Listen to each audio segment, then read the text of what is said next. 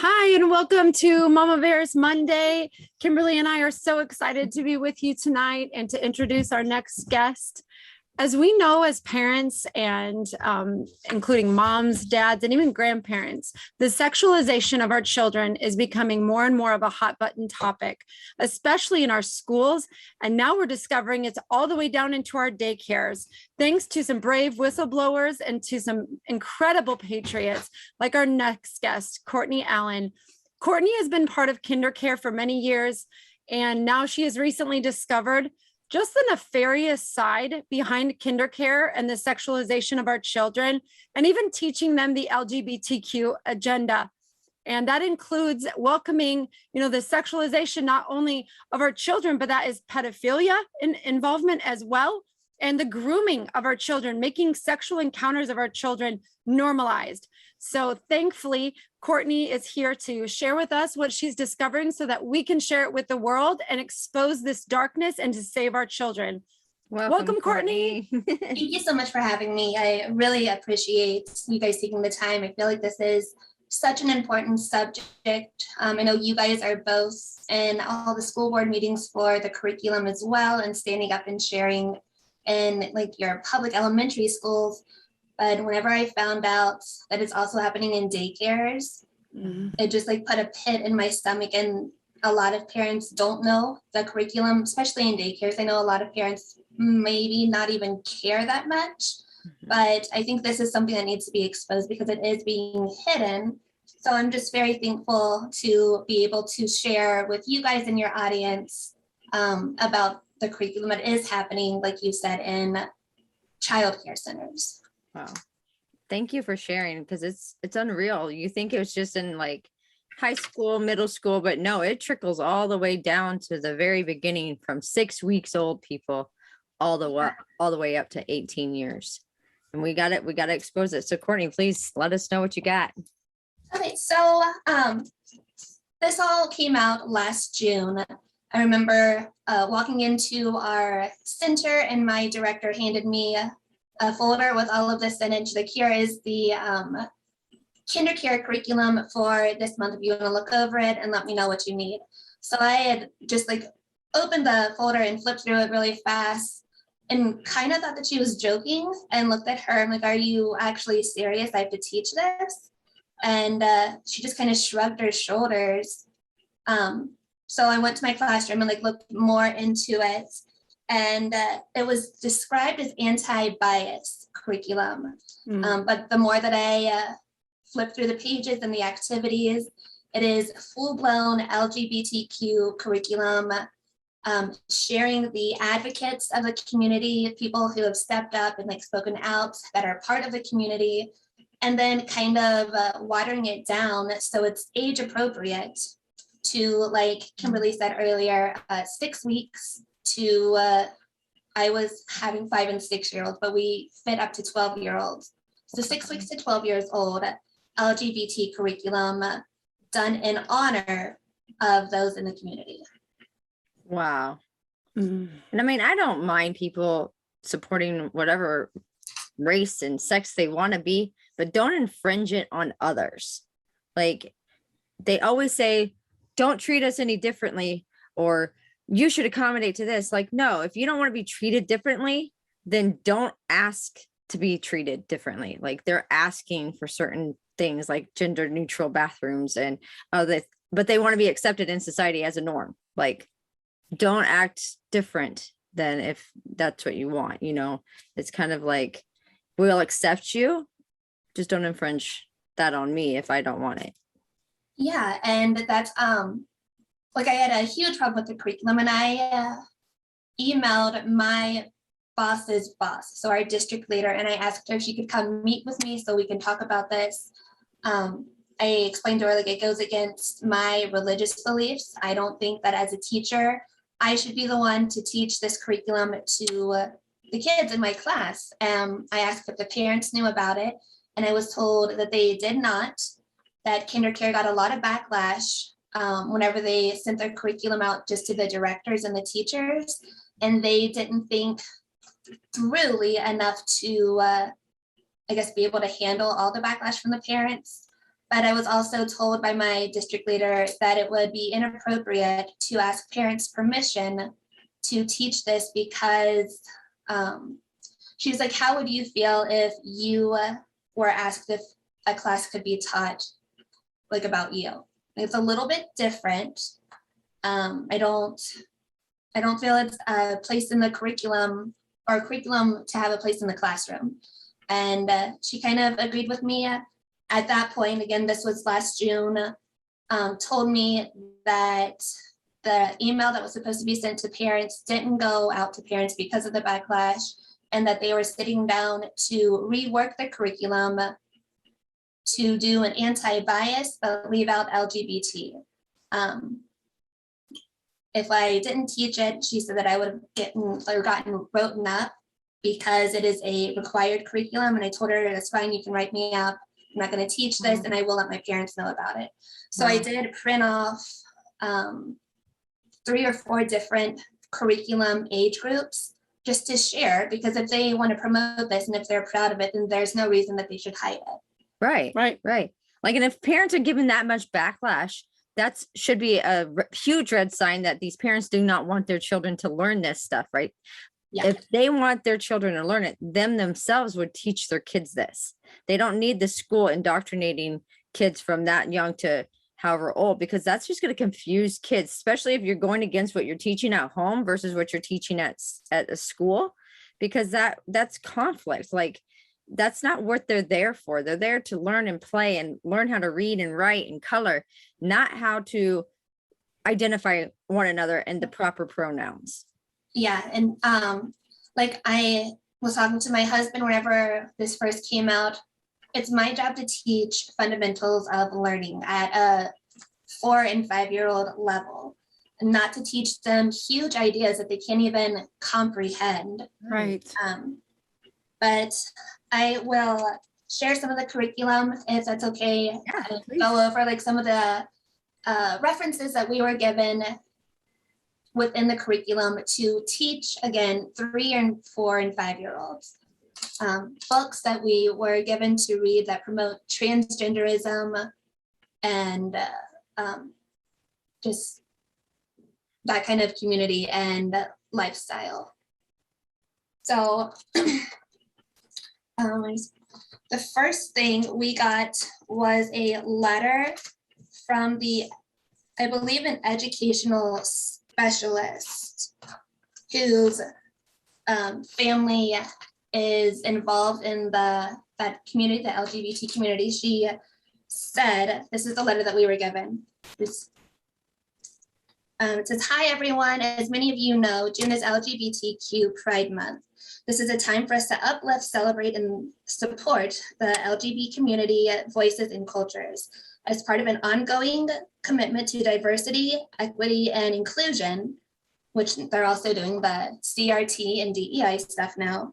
I wanted to share more about what Pride means to me in honoring our LGBT community this month.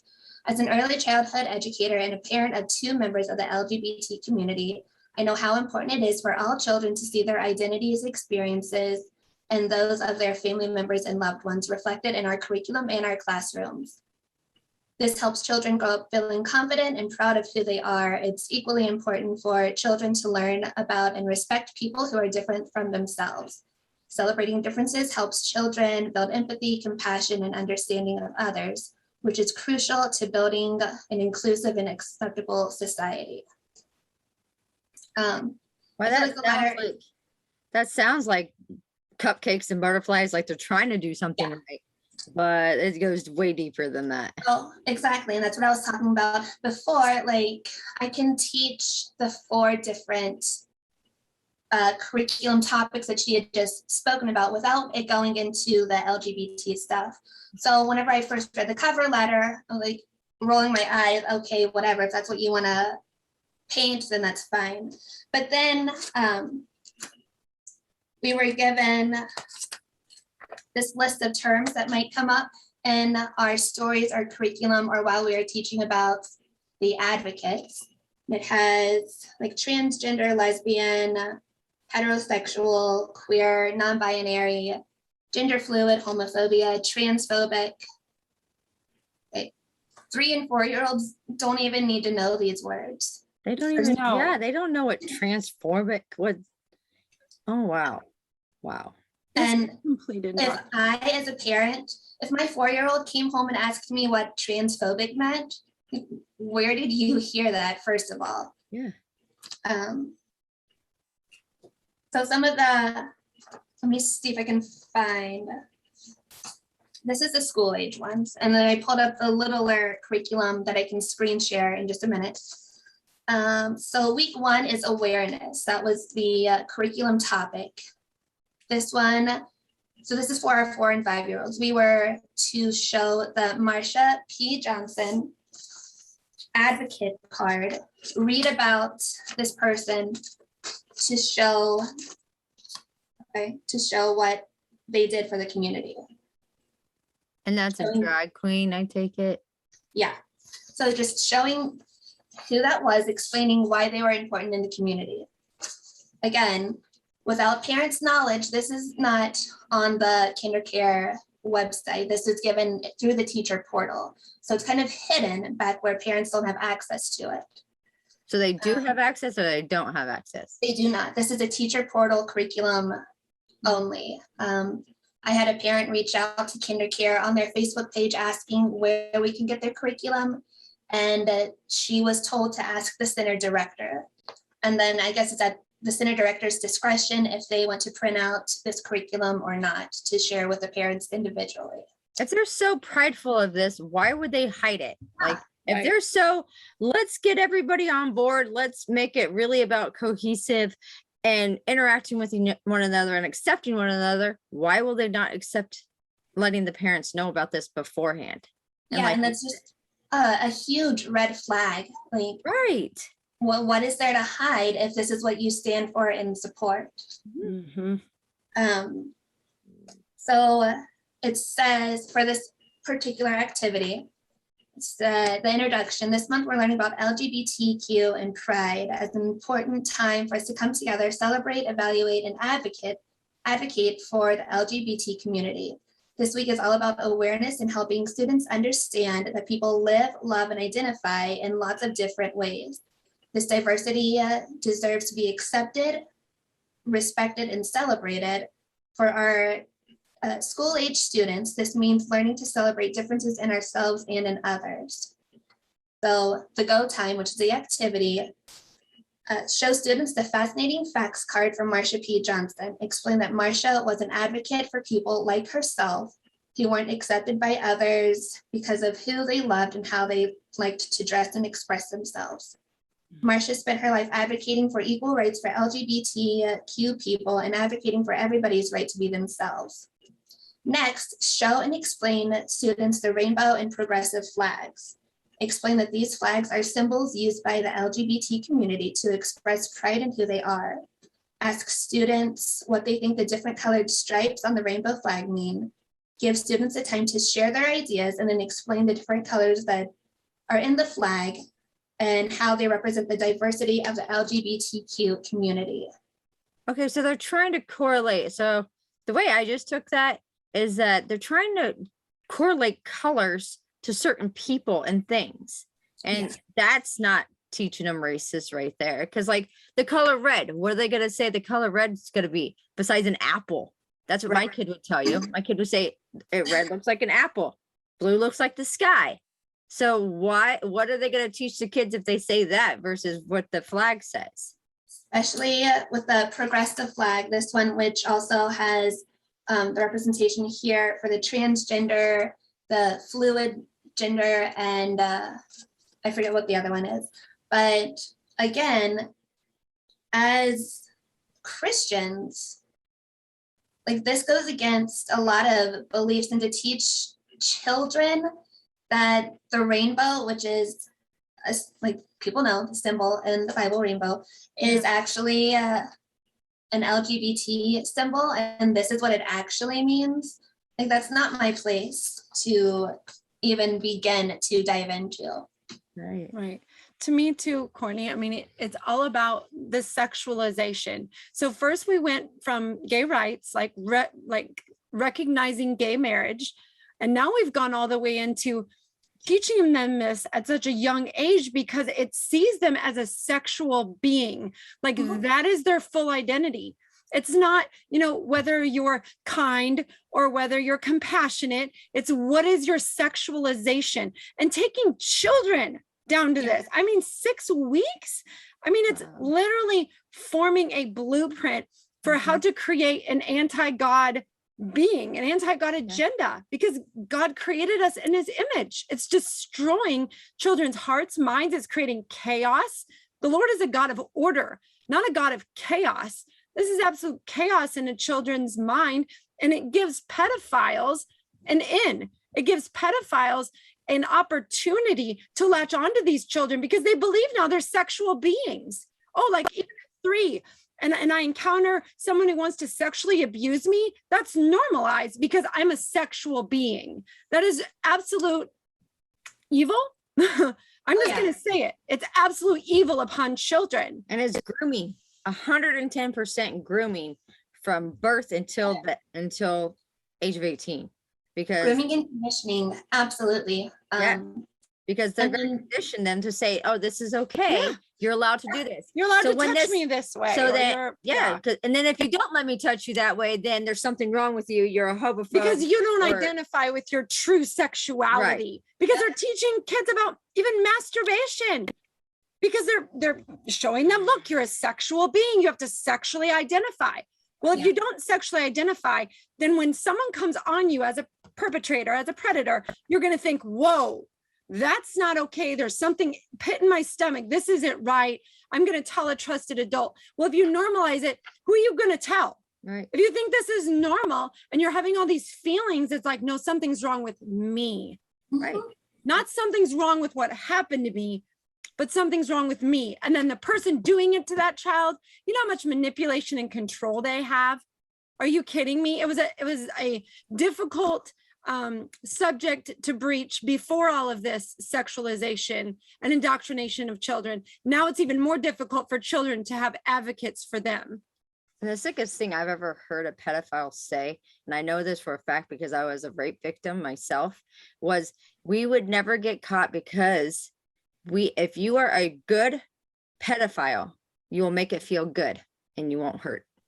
And that's how they get away with it. They make you feel like it feels good, like this feels good and it's okay. But in all actuality, that's really damaging. And if they can molest you before the age or at the age of 2, they can get your mind to split into 2 different hemispheres, basically.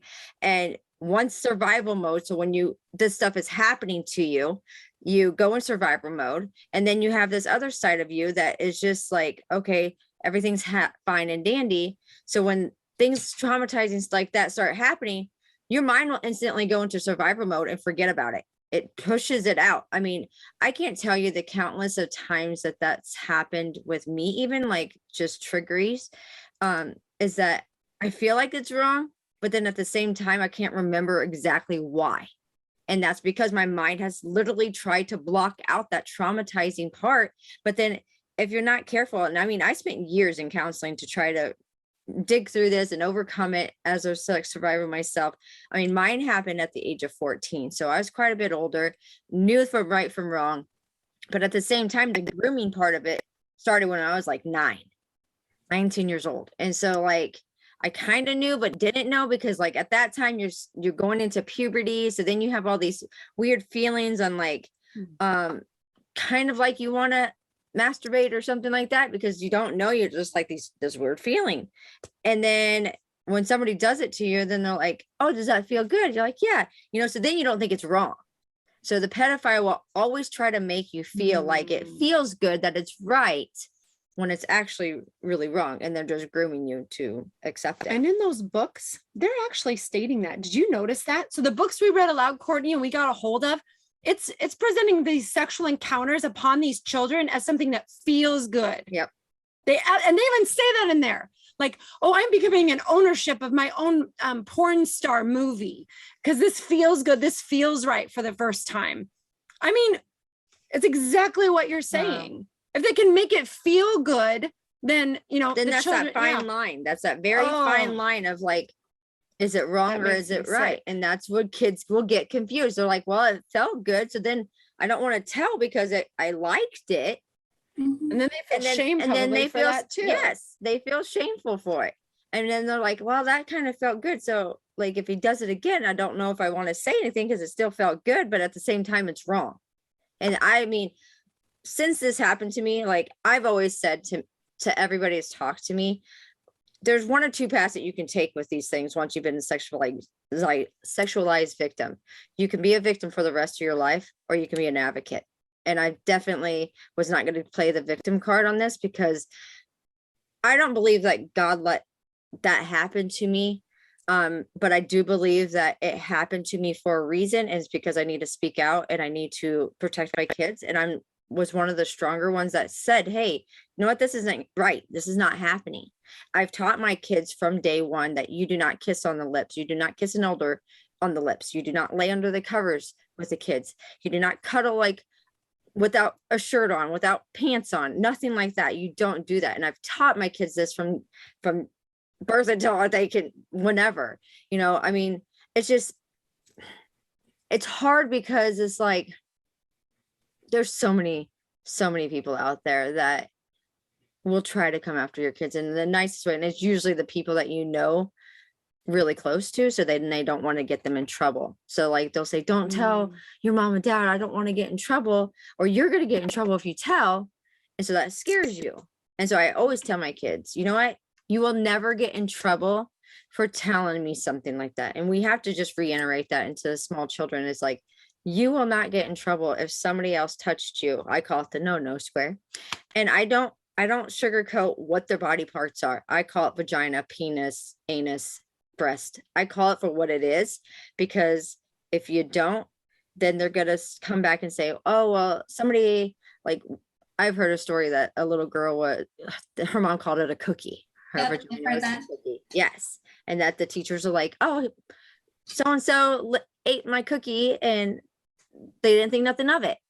And so I made sure to never not call it by what it is. And so I won't ever not call it that. I teach my kids the proper body autonomy, because then you can tell if that's happening. And I tell my kids, the only people that are allowed to touch you there is you and you alone.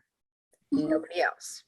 And Courtney, do you think that you had to come to a time with the Lord in your heart that was like, okay, if I let this go and I don't expose this, I know what it could cost me. Like, obviously it ended up costing you your job. I mean, along with some other things, but you have to come to a time in your heart before the Lord to say, look, you've given me this responsibility and this light and this knowledge, showing me what's going on. So I have a responsibility to go forward. So I can either fear the consequences of man, or I can fear the Lord and say, you know what, this is more important. Can you tell me anything about that process that you had to go through?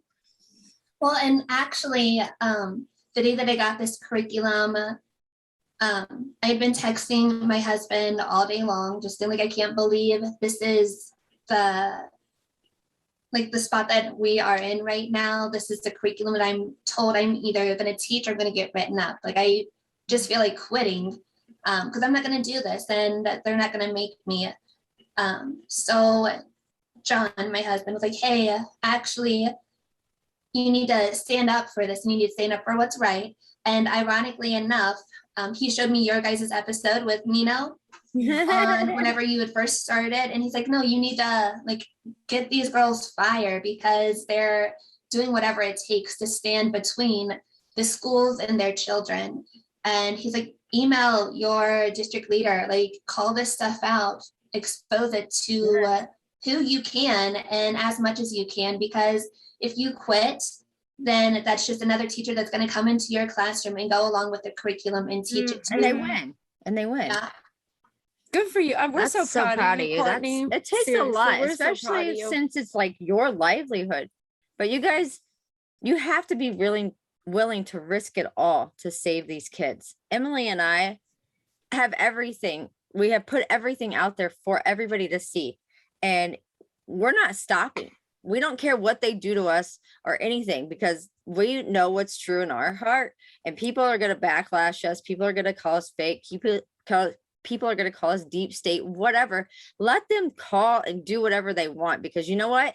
They're scared. They are scared of what we are doing, because if they were not scared, they would not be trying to attack us and shut us up. So you are doing something amazing, and I cannot thank you enough. And please show us some more slides and stuff of like what's in KinderCare. Yeah, absolutely. And then if we have time, after a little bit of digging, I found some interesting things that kind of go hand in hand with just the indoctrination, and it makes sense as to why maybe KinderCare has went in this direction. I won't spend too long on these. These are the infant and toddler curriculums. So like, just to prove to the audience, they are implementing this in your 6-week child's classroom. So infant and toddler is 6 weeks to 18 months. These are all done. These are 4 of the books that we were to read. I have these read up, and I'll share those too. Adrian is a Mermaid. That is a grandma helping promote transgenderism or cross-dressing to a child. Then you have 2 that are dad and dad families. And then when Adrian becomes a brother is full-blown transgender child. Again, just going through the infant and toddler documents for the curriculum really fast. Wow. Yeah.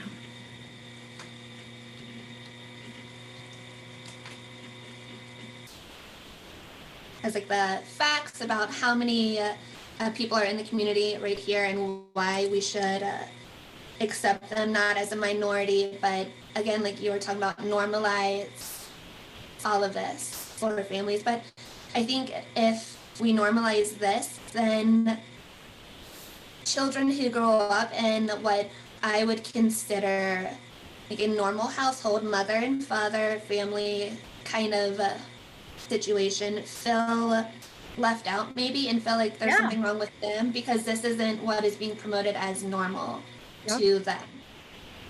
You wonder too, are some of these parents willing to pull their children out of these corporate daycares? Because I have a feeling KinderCare probably isn't the only childcare company or organization that has this agenda and has this type of curriculum. So we would encourage parents out there, if you have your child in a larger daycare setting, such as KinderCare or any of the other big ones, I'm trying to think, Learning Tree, or there's a lot of big ones out there that are more like nationwide chains. Please look into this. Please ask your director for their curriculum. And if it's like this, we encourage you to pull your children out and find an alternative daycare. I mean, go to a small in-home that, I mean, that's licensed or not, you know, just find something. Or a relative, or maybe? a relative, yeah. Or And like you were saying, I know for a fact that KinderCare isn't the only ones that are doing this. After I was first let go from the company, I was in talks with a couple other families who were out looking at different options for daycare because they didn't want to be there anymore if I wasn't there. And those are direct words from them to me. But all the ones around here, they do implement the DEI and the CRT and the anti-bias curriculum, which I feel like that's the step that all education avenues are going towards, and it's just unfortunate. Courtney, so you've been sharing with us about KinderCare and the LGBTQ curriculum attached to that. And since it's nationwide, we can probably assume to, believe that there are more than just KinderCare daycares out there that are pushing this curriculum and agenda. Do you have any knowledge of those other childcare centers? Actually, besides, like, I'm sure KinderCare is not the only one. I do know that Primrose, which is, I believe, they're somewhat nationwide, also has. They're in Ankeny for sure. Curriculum. A parent, after I had left, shared with me a blog that was on their website, and it went over the DEI and the critical race theory. And then I think the LGBT possibly, but definitely the CRT and DEI stuff. So I know that it's being pushed to children in all daycare centers, not specifically only to KinderCare. Wow. That's good to know. And we need to get sharing that everywhere that we can so that parents who have their children in these institutions can say, you know what, I can find an alternative. I don't have to place my child in this indoctrination center. Instead of caring for them, they're just destroying their minds. And that's their agenda.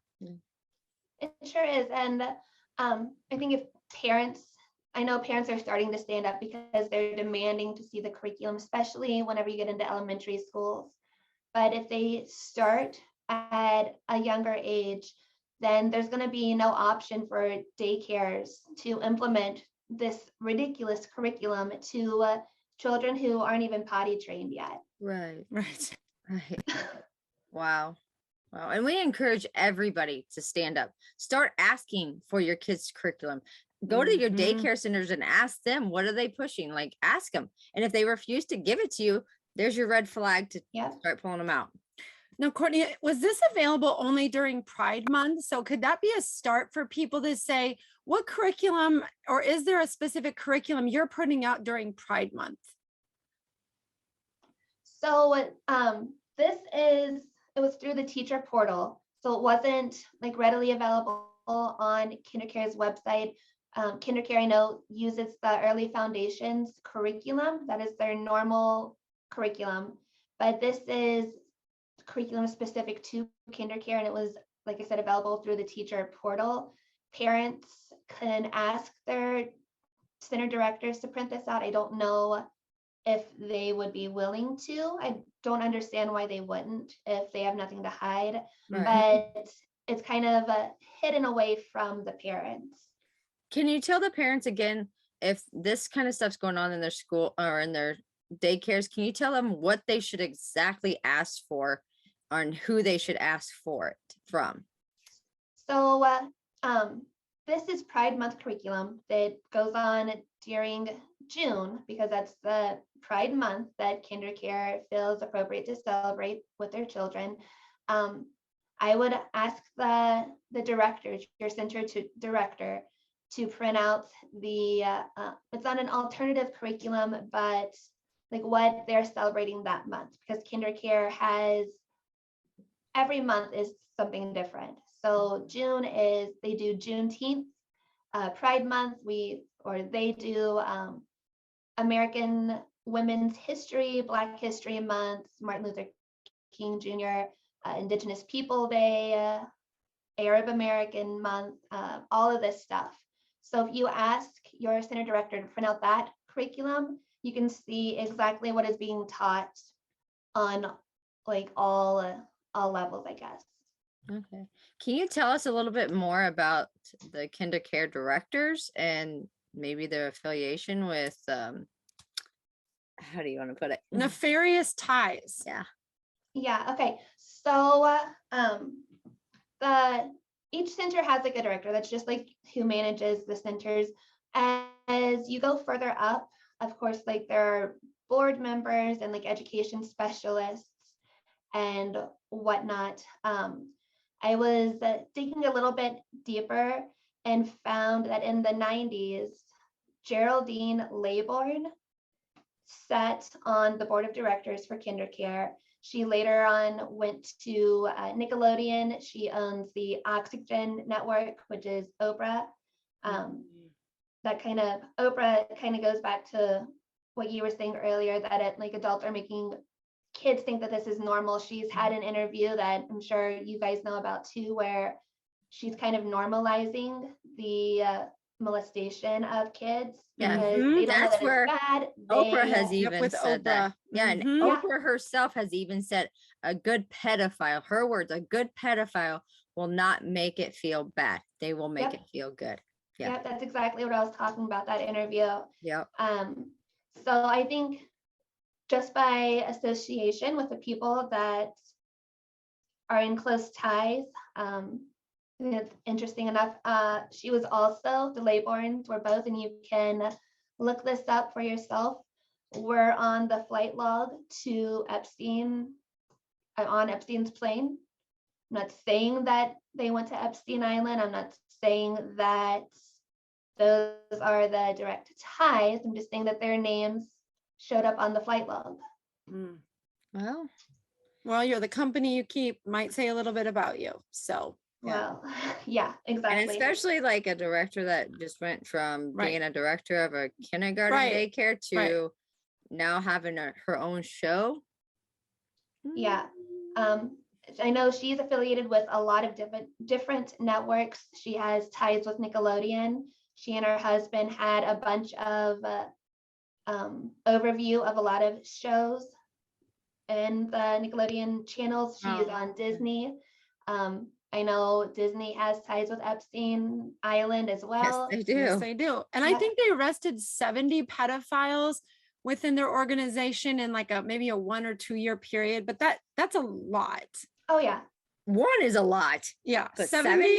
That's Yeah. a lot. That's including one of the major, I think it was the vice president of something.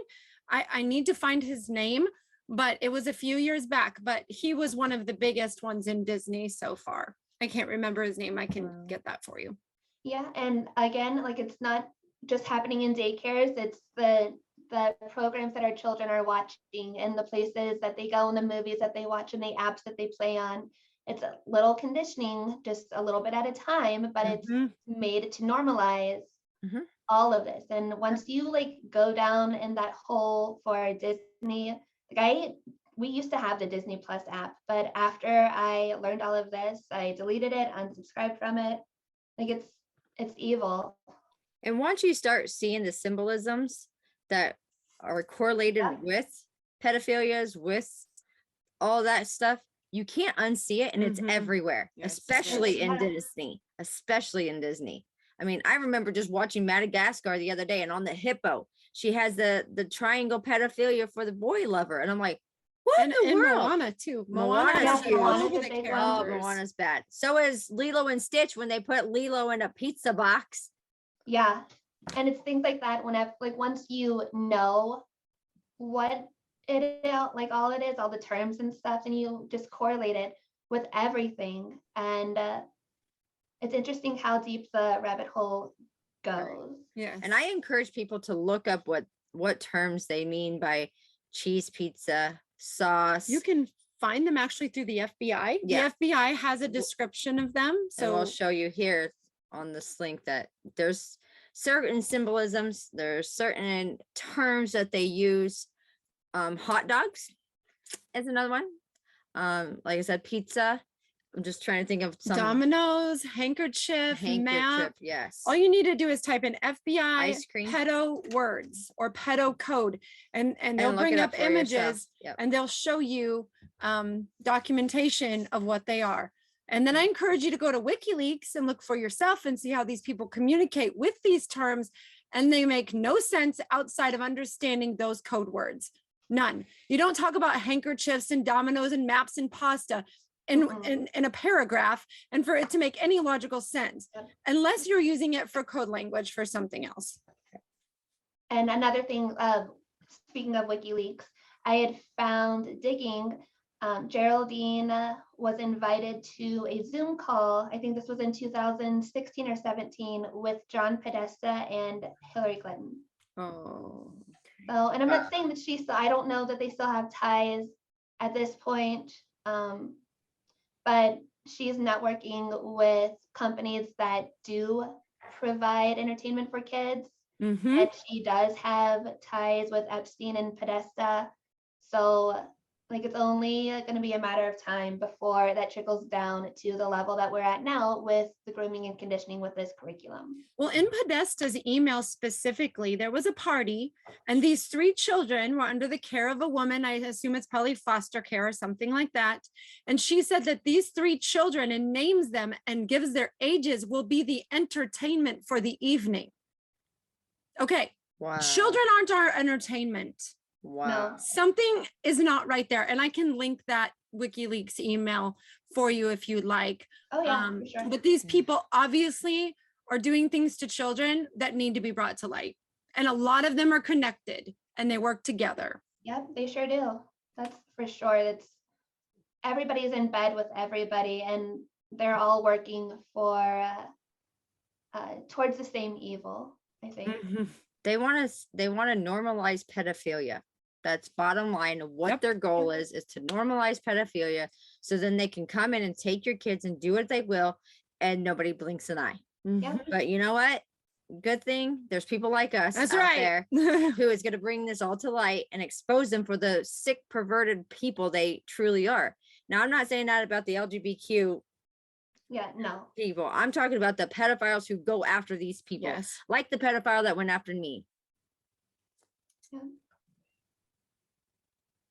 And the Lord says that better for a millstone to be tied around the neck of one of those people than for them to harm a little one. So the Lord takes this pretty seriously, and he will have his vindication. I believe that with all my heart. I believe that. And I think if you aren't standing up and speaking out and exposing it, then you are part of the problem. Thank you. So, You sure? Yes. If you want to turn a blind eye to a child getting hurt, shame on you. Yeah. It is your duty as a parent to protect your child at all costs. Yeah. And All hurt's costs. not only physical, it's mentally damaging with the curriculum that is going against what we had talked about earlier, what's being taught or how you're being brought up in your home, and it being contradictory to what you're being told is normal and right. And this is how you should live. And this is what you should be acceptive of in the classroom. Right. Because abuse, you guys, is not just physical. It's not just the bruises that you see on the outside. It can be mental, and it's inside internally damaging. And if we make this normal from kinder care through school, through high school, middle school, elementary, high school, where are our kids going to go if they truly need help? Who are they going to turn to? I remember like when, I didn't live with my perpetrator.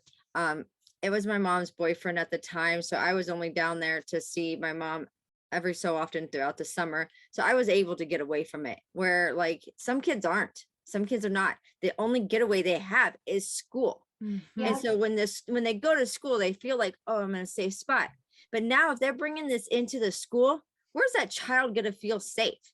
And you wonder why suicide rates are up, why we have depression as high as we do in the US. It's because of this, you guys. And we have got to stop it, because I don't want to see another child go through with anything that I had to, let alone, I consider what I had to go through, in a sense, mild to what some kids actually do.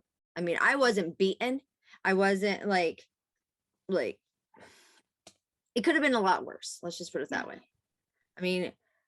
What I did endure was horrific, and something that have forever changed my life, and maybe even had issues on my relationships. People want to sit there and bring up my past and everything else, but you know what? It is what it is. And I'm not afraid to show or tell anybody anything. I had relationship issues a long time. My first 3 kids all have different dads, you guys, because I went from one guy to the next trying to figure out what was wrong. Like, I always thought it was me. It was something that I was doing right. I wasn't doing this or doing that. But you know what? It takes a really strong person to overcome all that, and a lot of counseling. And I did. And I want to help others do the same thing, because you're not alone. We are here to help you in any way we possibly can. And if you ever need somebody to help you, please reach out. Even if you're a child, reach out to us. We will try to find you help. And we're trying to get laws changed all across the world. It's just, we need to help one another out. And I appreciate you, Courtney, coming out and exposing this, because like you said, this is an indoctrination of our children to normalize pedophilia. And it's also a crime too, like in the sense of like obscene material that's coming into the school. It follows under the obscene materials category. And when I looked it up, it was between 5 and 20 years in prison. So please, if you're out there and you know that your schools are bringing in these books and these materials, go to your legislators, go to any leadership that will listen, that wants to protect children, and get involved, because we need to change the policy and we need to hit their pocketbook. If we can basically say, no, we're going to withhold state funding from you if you're going to bring these materials into schools, because one book leaves, another one's going to come in, right? Without these policies. But if we can hit them in their pocketbook, basically like sanctuary cities, and say, if you're going to have these materials, we're going to withhold the money for you, from you. in your schools. That's what we need to do. Yeah, and that's the way that it should be. They are there they work for us. They're teaching, not the teachers, but the school board. They work for us. They need to listen to what the parents want and what they don't want. And for them to be okay with this, I know that one of the school board meetings that was shared, they wouldn't read the excerpts from the book that was in like libraries that these children have access to. And if they think that it's wrong to read out loud, then why should it be readily available for our kids? So just by standing up and speaking out at the board meetings or on different platforms, I think parents can be doing a lot. Yeah, definitely. We, the parents, have a lot of power, and we just got to realize how to use it and where to use it, and the timely and everything is key. Like right now we're in a time that we're on a tipping point, you guys, that we can either go and fall deep down one way, or we can bring everything to light and really make a difference and really change things for the better. And I believe that we're doing that. I think we're going in the right direction. This is how I personally feel. I mean, with Emily and I speaking out as much as we have here in Ankeny and overturning 6 seats, I believe people are waking up. And if COVID has done anything on the positive side, it's waking people up. Yeah. And it's showing people that, you know what, there is a really dark side to things, and we need to bring it to light, because if we don't, things are going to be destroyed forever. And that, what are we going to leave up for our kids? Yeah. What do they have to grow up?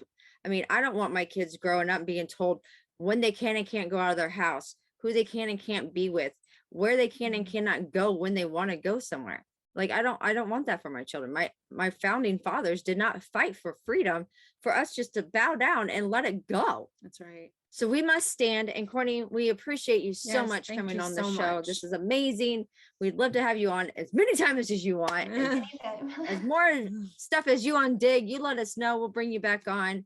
Emily, you want to end it with this? Sure, I'll pray. I just want to say to Courtney, has thank you. anything left. Yeah, thank you for using your gifts, honestly, for the purposes that God's given you. He's gifted you, and just please continue to do that. And we're with one another in all of this. So is there anything else you want to share?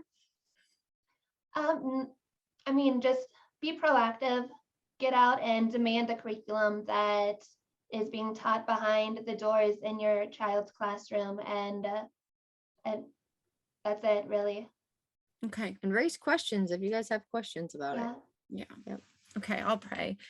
Father, we thank you so much, God, that you are good, Lord. And even in the darkness, Father, it will not overcome the light, Lord. And we are the light of the world. And you say a city on a hill, Lord, and a light on a hill should not be hidden, Lord. So we will not remain hidden. We will continue to speak the truth in love to whoever will listen. We pray that you give them ears to hear and eyes to see, Father, what is the truth, Lord, that is going on towards these children in our world right now. God, we know that you love each and every one of them. We ask for supernatural protection over them.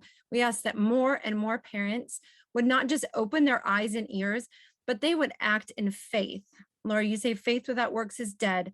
So thank you for people like Courtney, our dear sister in Christ and friend, God, that she is risking it all, Lord, literally, to be able to share the truth, Lord, of what is going on. I pray that you would use her mightily for your kingdom's sake, Lord, for your glory, to save these children, God, and that you would be with her, Lord, and give her strength for each passing day, God. We ask in Jesus' name. Amen. Amen. Thanks, everybody, for watching. Thank you. Remember to get up, Get out. and get loud. Yeah. Thanks.